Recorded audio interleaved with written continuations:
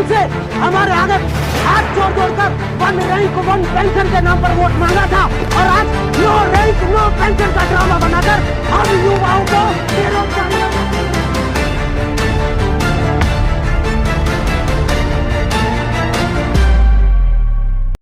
आज हम जानेंगे इस वीडियो में कि अग्निपथ स्कीम क्या है, age limit, salary, educational requirement and जो यूथ प्रोटेस्ट कर रहे हैं, वायलेंस कर रहे हैं सड़कों पर, ये क्यों कर रहे हैं, ये गुस्से में क्यों हैं इस अग्निपथ स्कीम के। आज इस वीडियो में हम समझने की कोशिश करेंगे कि इस स्कीम से क्या फ़ायदे होंगे, क्या नुकसान होंगे, तो अंत तक बने रहिए। इस अग्निपथ स्कीम के द्वारा हर साल 46,000 सोल्जर्स को रिक्रूट किया जाएगा इंडियन आर्म फोर्स के लिए। इनकी जो एज लिमिट रहेगी वो 17.5 साल से लेकर 23 साल तक रहेगी। जो कैंडिडेट सिलेक्ट हो जाएंगे उनको अग्निवीर कहा जाएगा। इनकी सैलरी 30,000 से लेकर 40,000 तक होगी। इनका सर्विस पीरियड ओनली 4 ईयर्स का रहेगा। आफ्टर 4 ईयर्स इनको एक लमसम अमाउंट दिया जाएगा सेवा निधि पैकेज के द्वारा, अप्रॉक्स 11-12 लाख तक मिलेगा। अब आते हैं एजुकेशनल क्वालिफिकेशन पे। यहाँ पे जो पोस्टें हैं वो है सोल्जर जनरल ड्यूटी की, सोल्जर टेक्निकल की, क्लर्क, स्टोर कीपर और नर्सिंग असिस्टेंट की। इसमें जो बेसिक क्वालिफ़िकेशन यही चाहिए कि आपके पास मैट्रिक और 12th पास होने चाहिए, आपके पास 45 to 50% मार्क्स होने चाहिए। अगर आप क्लर्क, स्टोर कीपर और टेक्निकल करना चाहते हैं तो किसी भी स्ट्रीम से कर सकते हैं, चाहे वो आर्ट्स हो, कॉमर्स हो, साइंस हो। लेकिन अगर आप नर्सिंग असिस्टेंट के लिए कर रहे हैं तो आपके पास साइंस होनी चाहिए, आपके पास फिज़िक्स, केमिस्ट्री, बायोलॉजी और इंग्लिश होनी चाहिए 50% मार्क्स के साथ। अब समझने की कोशिश करते हैं कि क्यों यूथ प्रोटेस्ट कर रहे हैं रोडों पर, जो कि बहुत ज़्यादा ही वायलेंट हो चुका है चंद ही दिनों के अंदर। क्यों लोग और अपोजिट पार्टी इसको क्रिटिसाइज़ कर रही है।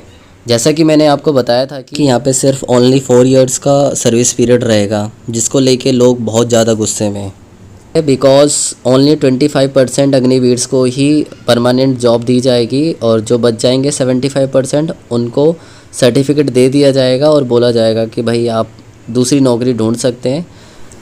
बाकी सरकार ने अलग अलग आश्वासन दिया है कि उनको अलग अलग जगह पे मौका दिया जाएगा और कुछ रिजर्वेशन की भी बात चल रही है, लेकिन अभी तक कोई गारंटी नहीं दी गई है।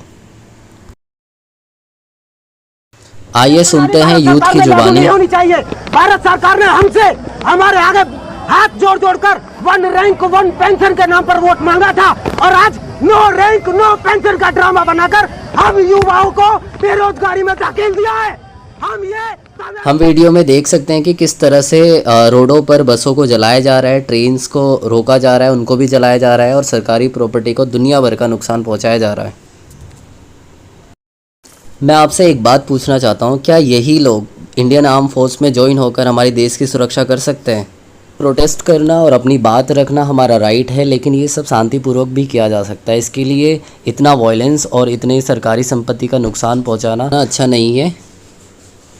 देखो, लोगों का प्रोटेस्ट करना भी जायज़ है, क्योंकि उनका कहना है कि फ्यूचर अनएम्प्लॉयमेंट रहेगी। और सिर्फ इंडियन आर्म फोर्स के साथ ही क्यों, ये जो पॉलिटिशियंस है ये एक बार सर्विस में आते हैं और लाइफ टाइम के लिए पेंशन, ये सारे बेनिफिट्स एंजॉय करते हैं। क्या उनकी भी सैलरी डिडक्शन नहीं होना चाहिए क्या? अब समझने की कोशिश करते हैं कि भारत के डिफेंस मिनिस्टर राजनाथ सिंह जी ने इस स्कीम के लिए क्या कहा था।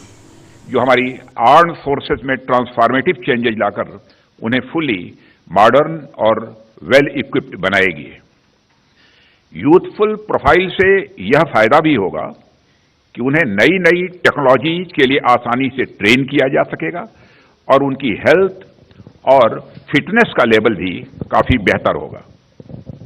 साथियों, इस अग्निपथ योजना से एम्प्लॉयमेंट अपॉर्चुनिटीज बढ़ेंगी और अग्निवीर सेवा के दौरान अर्जित स्किल्स एवं एक्सपीरियंस उन्हें विभिन्न क्षेत्रों में एम्प्लॉयमेंट भी प्राप्त कराएगा और इससे भारतीय अर्थव्यवस्था को भी हायर स्किल्ड वर्कफोर्स की उपलब्धता होगी।